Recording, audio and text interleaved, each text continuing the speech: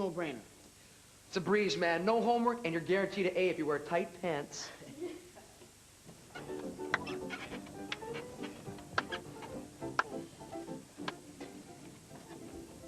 Hey, Dream Boy. Isn't that your ex-girlfriend Emily there? Fooling around with Shane? I don't care what she does. Still a little jealous, are we, I see? What, that fag? I don't think so. You're right, man. He is a fag. Look at him. No wonder Pritchard cast him for the lead, huh? Fags, man. They're everywhere. So just go over those lines for tomorrow. Thanks, Okay? Mr. Pritchard. See you. Bye-bye. Bye. So you're coming in? I'm just gonna run over my lines. All right, see you tomorrow. Bye. Bye.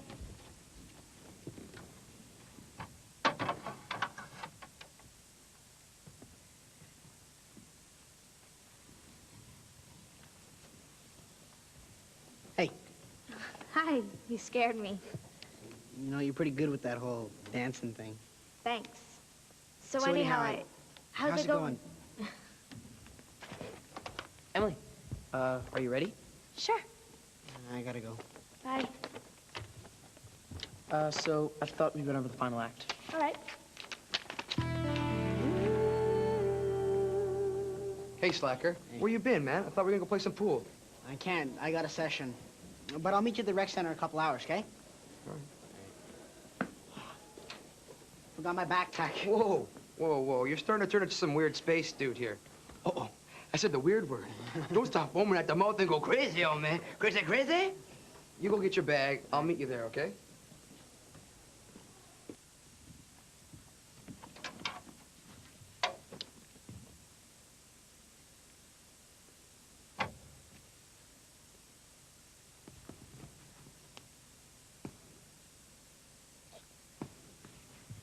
That was great. So, do you want to do it again with the dialogue? Sure. Well, I better be leaving. Is this goodbye forever, Lance? It all depends on you, sweetheart.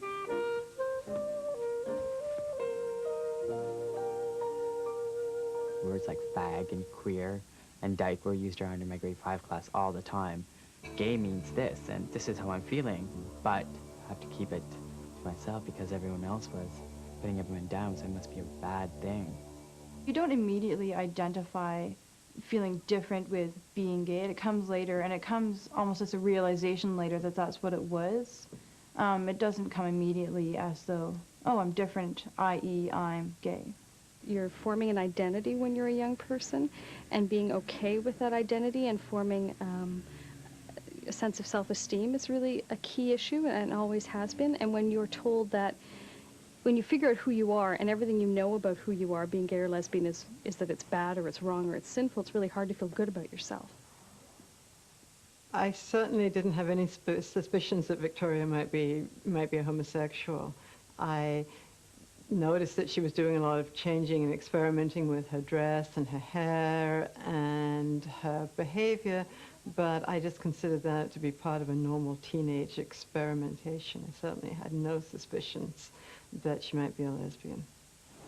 When I first realized I was lesbian, I still carried a lot of the common perceptions that are really reinforced by straight culture. I didn't know anyone gay, and I didn't see any positive, stereotypes being reflected.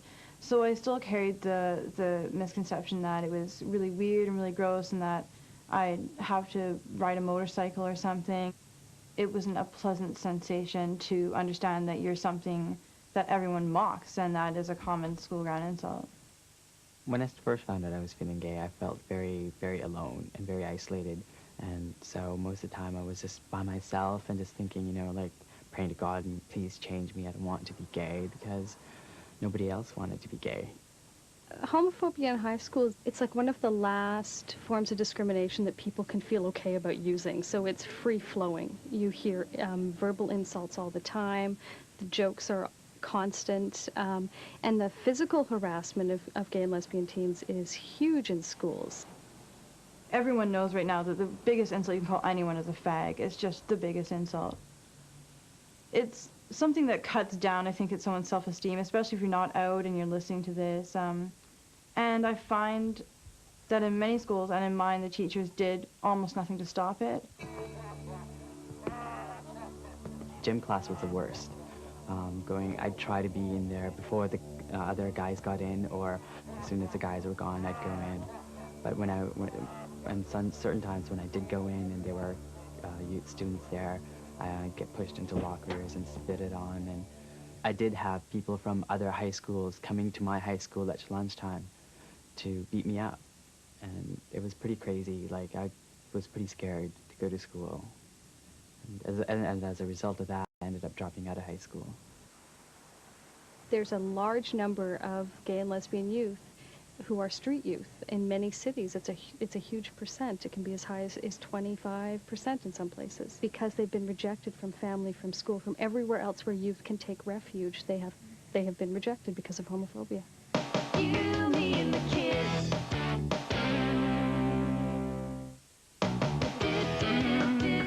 You, me, and the kids. Hey, Em, look who's on his way over. Who? Aaron. Are you ever gonna talk to him again? We talk. Hey, Hey. See, we talk. hey, Lisa, you want to play pool later? Sure. No, I mean really talk. I mean, he's doing great now. Lisa, that's not why we don't talk. I just don't think he really likes me anymore. Did you notice how he totally dissed me just now? Why wouldn't he like you? I was acting pretty ignorant to him a while back. Remember when he was diagnosed with depression? Well, I didn't get it. So I can hardly blame him for not wanting to have anything to do with me. Gee, that must be why he asks about you all the time. He does?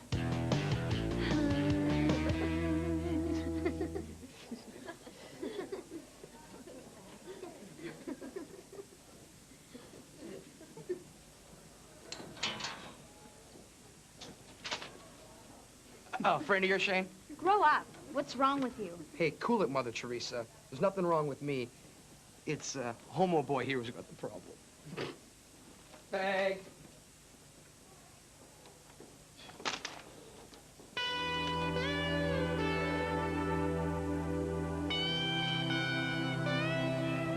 Well, no hello? I have nothing to say to you. What'd I do? I saw what you and that moron Chad Snyder did at Shane's locker. Oh, that. What does it matter to you, anyway? Shane happens to be my friend. Oh, really? Just a friend, huh? Could have fooled me. Saw you two making out yesterday. Get a life, Aaron. We weren't making out. We were just... I don't know why I'm bothering to explain anything to you. What a whip that Shane is, man. Did you see his face when he saw his locker? Oh, he almost started to cry. I got to hand you at the start, though. You nailed it right from the get-go. That's some good gaydar. Oh, and then you have to have a chick come save me. A girl. Loser. Anyways, I'm off to the shower, dear. Would you like to come join me? Come join me in the shower. The next game against Corey, man. We should. Well, look what we have here. Hey, Shane. Don't be scared, Shane. We just want to hang with you, you know? There's only us guys here. That's the way you like it, isn't it? Lay off, Snyder. Oh, you sounded pretty brave, Shane. There's no girl here to save you. Oh, you want to play rough, do you? Now go home and have Mommy kiss that better, okay, baby? Bag. Let's get out of here.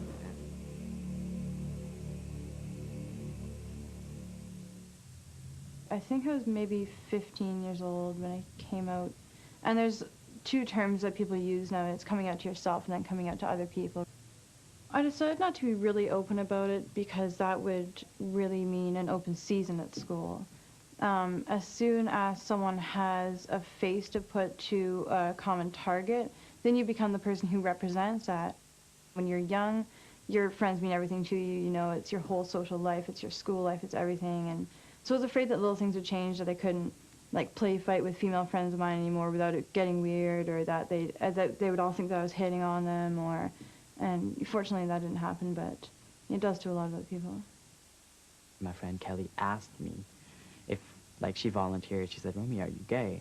And I tried to avoid the question by, saying, "Oh, so what you get for Christmas?" And and then she came back around and kept asking me, was pretty persistent. And then so finally I said, "Yeah, I am." And she's like, "Didn't that feel good?" And I'm like, "You're right, that totally felt good." And it did. It just felt like, wow, I can share something with somebody else that I've been hiding for so long. I chose my female friends because I was afraid of what my guy friends would start thinking. And sure enough, they started thinking if I hung out with Romy, people might start thinking that I'm gay. So slowly, from having like a large group of guy friends, I trickled down to one or two, and then later on, just nobody. Well, coming out is a process all about self-esteem, and before I did, it was, even though it wasn't, it felt almost like a shameful little secret. When I came out to my mom, we were just talking in the kitchen, and I'd kind of been planning for a couple of hours. And she looked at me and looked at the floor and said, "Mom, there's something I need to tell you." And I go, "Oh." And I think like a lot of mothers of teenage daughters, I had thought, well, at some point my kid's going to come to me and they're going to tell me, "Mom, I'm pregnant." And I was half prepared for that in that split second before she said, "Mom, I think maybe I'm a lesbian." And as soon as I did, and you'll find this echoed in a lot of people, that you feel, wow, like I can do anything. I've said the big statement, and there you go. And, a lot of people say, well, yeah, it's one of the hardest things you're going to ever have to do. And being able to tell yourself that you have done that, and to your own parent, it makes a lot of other things easier too. At least it has for me. Afterwards, I just felt so great that I didn't have to hide anything anymore. It was such a load off my shoulders that, I was so glad afterwards that I did it. I didn't know anybody that was homosexual, and I had grown up with a religious background that said that homosexuality was wrong, it was an aberration, and people might be gay, but they shouldn't be out about it, and they really should be trying to change themselves and to become straight, and that it was a sin to be a homosexual, or certainly to be involved in a homosexual relationship. So when Victoria came out to me, then I had to do a whole lot of rethinking. The key to me was that I loved Victoria, and it didn't really matter to me what else she was doing within reason. That it was my love for her that was important, and who she was, and what sort of person she was, and what sort of life that she was leading. I was 16 years old, and I realized, it's time that I told my parents, because I was starting to lie to them about where I was going. And I mean, it was pretty hard for my mom. The first thing out of her mouth was, you're going to die of AIDS. And I was like, then I had to go and explain to my mom about HIV and AIDS. And then the second thing was, it doesn't happen to brown people. It only happens to white people. Like, she didn't understand that, because all the representation of people who are gay were people who were white. And she didn't understand that, and she started saying, I've been hanging around too many white friends, and that's why this is all happening, and just stay at home, and everything will be okay. You, me, and the kids.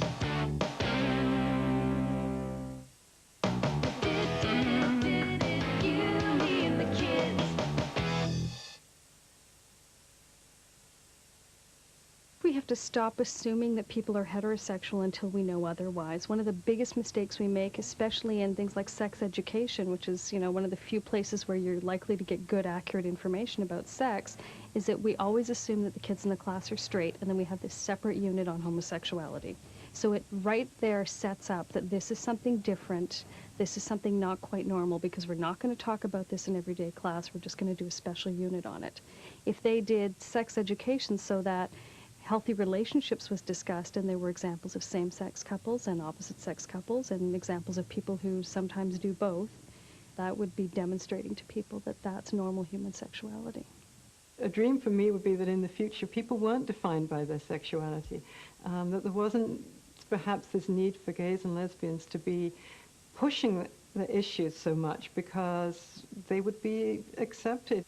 I was going to the drop-ins and getting help and getting support from them. Then slowly from there, I started doing a little bit of volunteer work. My parents tried really hard to understand. They read the pamphlets and the books that I gave them, and that showed me that they were attempting to at least understand where I was coming from and what was going on for me. It's when a parent walks away from a child and refuses to be supportive that they do irreparable damage, I think. Because there's something really profound about knowing that the only thing you could ever do to hurt your parent was tell them who you are. That's a profound hurt. Yeah. I hope that as she moves into the world of work and university, that she'll be able to be free and open about who she is, and will be able to have the inner strength to deal with the discrimination that she is going to encounter, and that she'll always have, you know, the support that she needs to grow and be a full person. That's really important to me. I see my future fairly positive in regards to being gay. I suppose maybe it's because I am involved with so many projects that have to do with furthering our position. So it's hard for me to believe that things are always going to be bad, and it's easy for me to believe that, you know, the fight's going pretty well, and that by the time I'm older, it will be easier for me to be accepted just as is. So, did you hear what your macho friend did yesterday after school? You talking about Snyder? Yeah, I heard. Hope you're satisfied now. Hold on a second. I didn't do anything. What do you mean? It's like you were right in there trashing him with everyone else. And even if you weren't, you didn't do anything to stop it. I don't get it, Aaron. Shane didn't deserve it, any of it, any more than you did when you were being treated like a total nutcase and when you had your big depression. Or don't you remember how that felt? I mean, I'm not surprised at anything Chad Snyder does. He's an idiot. But I expected more from you.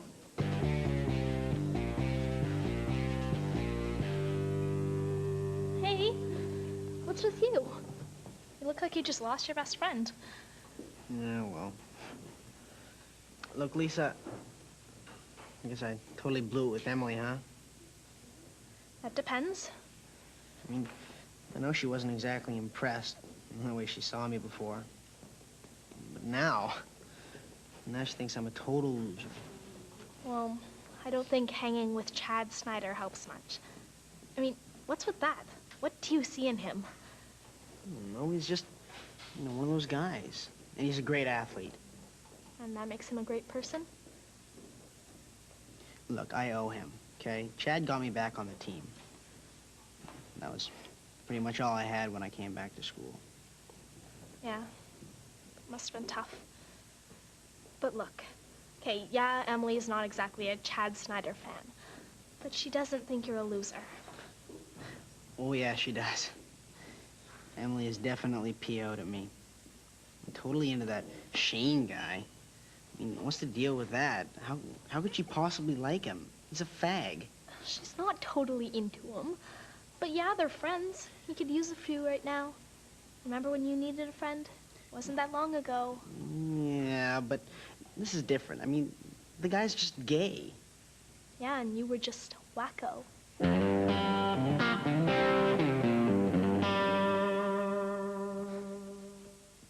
Hey. It must have been awful. Waiting for Dad was worse. You're gonna report him, right?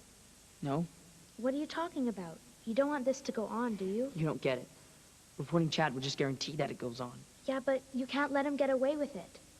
I'll report him then. Emily, promise me you won't do that. This isn't like telling the teacher that someone pulled your hair at recess. Anyhow, you know, it doesn't matter anymore. Of course it matters. No, it doesn't, because I'm transferring schools. You can't do that. If you give up, it means Chad Snyder wins. Guys like him usually do. What would be so different at another school? I guess nothing would be different, except me. You know how much life would be easier if I could just be like those guys? At least here you know you have friends. And besides, you love musical theater, and Maple Grove has the best program in the city. And we need you, big time. Who else in this whole school would be able to play your part? Nobody, that's who. You're a feisty little thing, aren't you? Come on, Shane, you can't let us down. Okay, I'll stay for the musical, but I'm not promising anything after that. Deal? Deal. Hopefully that black eye will be gone by opening night. So I'll see you at dress rehearsal tomorrow? Yes, I'll be there. Great.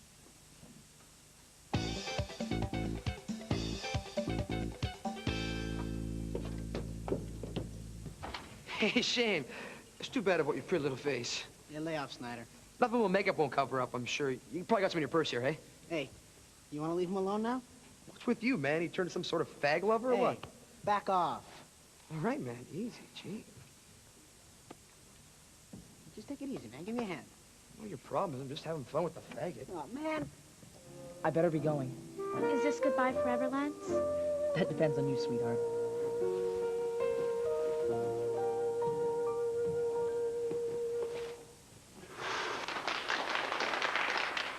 I don't know if Shane is gay or not, and I don't really care. All I know is that it's really hard to be different in high school. Love ya, Anne.